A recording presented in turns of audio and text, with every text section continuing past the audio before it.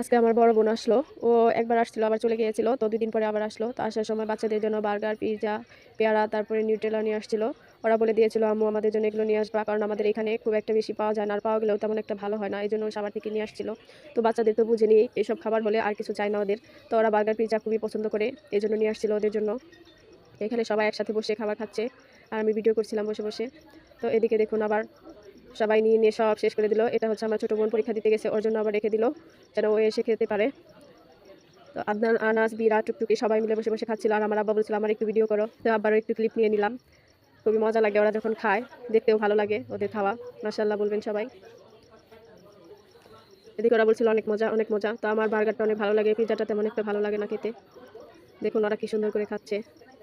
তো এদিকে আমার বুড়ো পাখিটাও বসে, বসে আবার পেয়ারা খাচ্ছিল। ও ওর ভাগ ছাড়বে না। ও খাবে। এজন্য ওকেও দিয়ে দিয়েছি একটু। আবার মজা করে পেয়ারা খাচ্ছিল। সবাই মাশাআল্লাহ বলবেন। ধন্যবাদ।